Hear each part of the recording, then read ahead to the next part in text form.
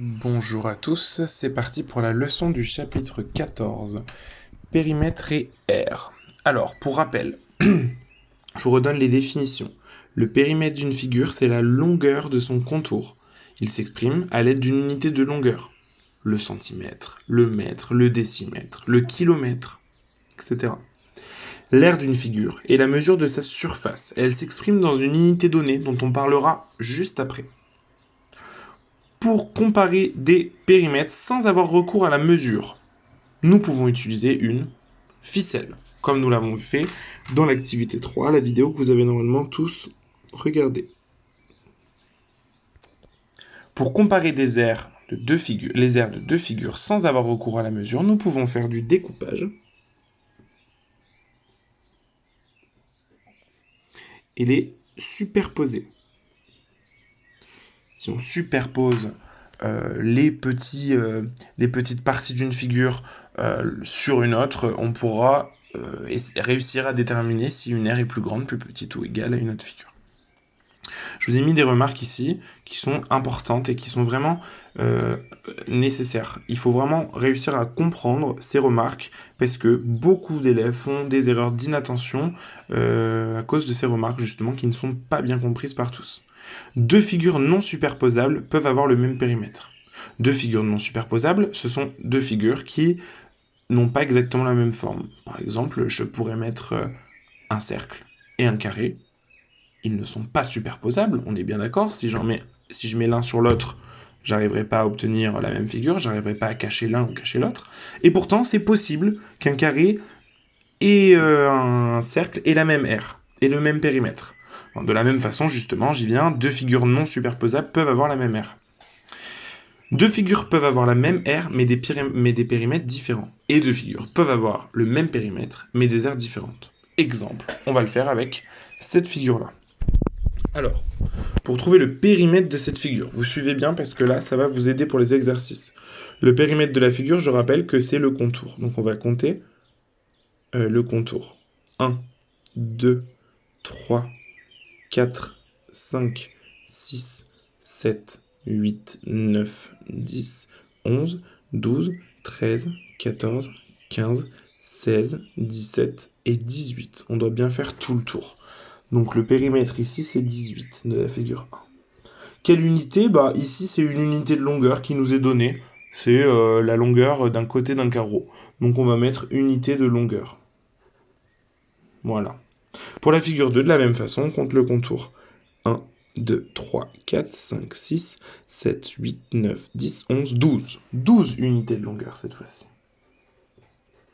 Et pour la figure 3, on va compter le contour. Je vous laisse le faire. 1, 2, 3, on compte le contour et on trouve 18 unités de longueur. Pour l'aire maintenant. L'aire, du coup, je rappelle que c'est la surface. C'est la place que prend la figure. D'accord? Donc ici, on a décidé qu'une unité d'aire, c'était un carreau. Donc du coup, un carreau, c'est une unité d'aire. Donc on va savoir combien il y a d'unités d'aire. Donc combien il y a de carreaux. 1, 2, 3, 4, 5, 6, 7, 8.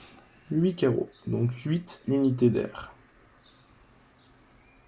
Pour la deuxième figure, 1, 2, 3, 4, 5, 6, 7, 8. 8 aussi. Ah, vous voyez? Les deux figures ont la même aire. Et pourtant, il y en a un qui a un périmètre bien plus grand que l'autre. Et pour le dernier, on compte les carreaux. 1, 2, 3, 4, 5, 6, 7, 8, 9, 10, 11. 11.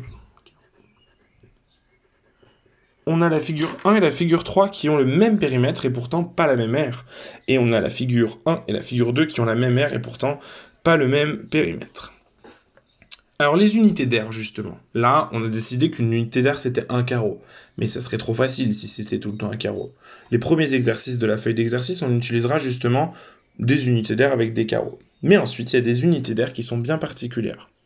L'unité d'aire, de base, c'est le mètre carré, qu'on note M avec un petit 2 en haut à droite, là. D'accord?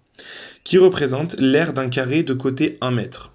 En fait, finalement, un mètre carré, c'est l'aire d'un carré où le côté, c'est 1 mètre. D'accord? On utilise aussi les décamètres carrés, les hectomètres carrés, les kilomètres carrés. Tant qu'on rajoute le carré, on peut utiliser toutes nos unités de longueur habituelles qu'on connaît depuis longtemps et rajouter donc ce fameux carré avec le petit 2 en haut à droite. Pour mesurer la surface d'un terrain, de terre agricole ou forestière, on utilise des unités d'air spécifiques, appelées les unités de mesure agraire. Ça, faut connaître le mot parce que c'est des choses qui sont utilisées très fréquemment dans la vie de tous les jours, les unités de mesure agraire. Alors pas pour tout le monde, bien évidemment, il faut travailler dans le domaine, enfin, ou alors il faut avoir un lien assez proche avec le domaine, mais les unités de mesure agraire, elles servent beaucoup. Elles nous servent à tous, même à ceux qui ne les connaissent pas. Sans le savoir, elles nous servent.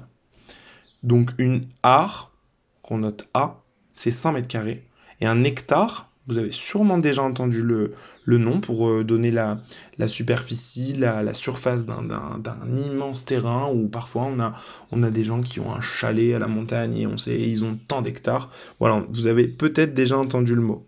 Et un hectare, justement, c'est 10 000 mètres carrés. Alors maintenant, on va essayer de convertir. On va essayer de convertir par exemple 53 décamètres carrés.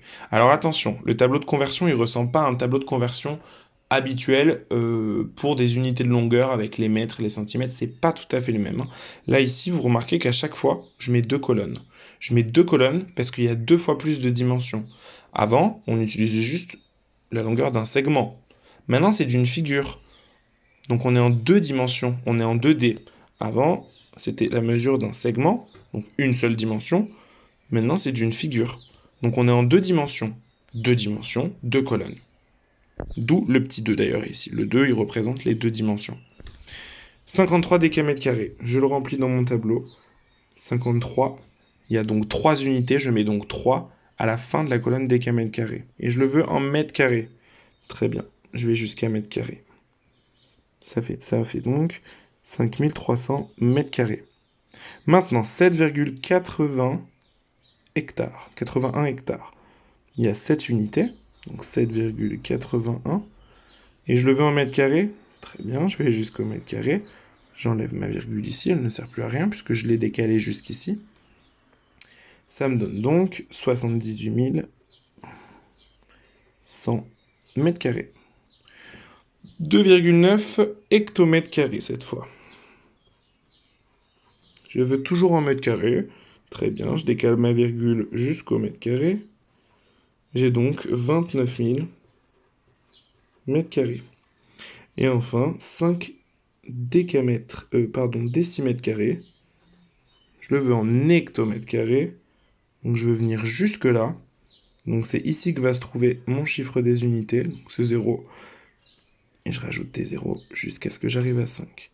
Ça fait donc 0,0000005. J'espère que j'en ai pas mis un de trop. 1, 2, 3, 4, 5. 1, 2, 3, 4. Ok, c'est bon. Voilà. Je vous conseille de vous entraîner.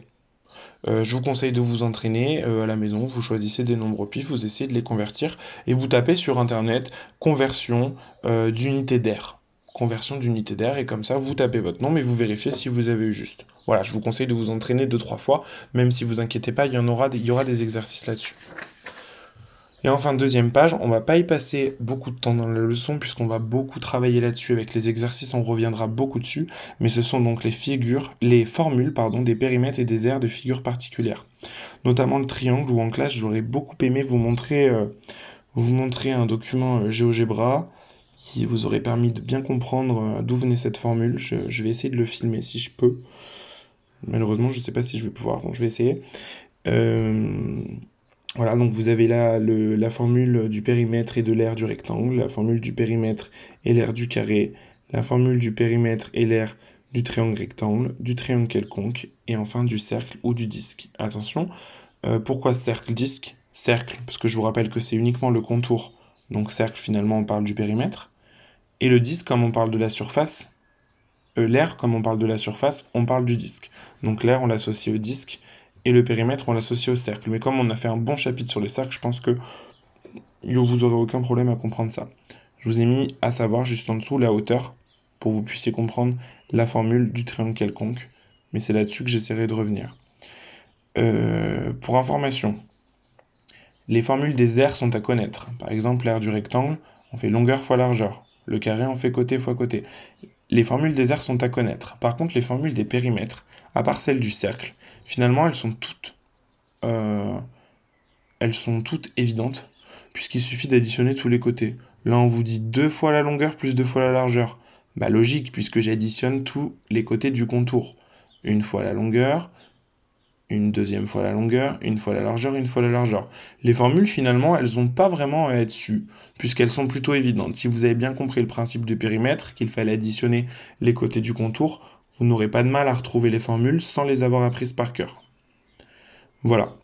Une dernière chose, pour le cercle ou le disque, le périmètre, vous avez un nombre ici que vous avez peut-être déjà rencontré, c'est pi. D'accord? Pi, il est environ égal, c'est un nombre qui est à peu près égal, à peu près égal à 3,14. Je vais vous envoyer une vidéo qui vous permettra de ça, parce que j'ai pas de calculatrice ici, mais j'en ai trouvé une sur YouTube, qui vous permettra d'utiliser pi sur la calculatrice, parce que vous allez en avoir besoin pour certaines formules. Parfois, on doit multiplier par pi. Alors, plutôt que d'écrire 3,14, parce que 3,14 c'est à peu près, et parfois on préfère avoir une valeur exacte d'un périmètre ou d'une aire, je vous montrerai comment, enfin, je vous donnerai une vidéo qui vous montrera comment utiliser pi sur la calculatrice.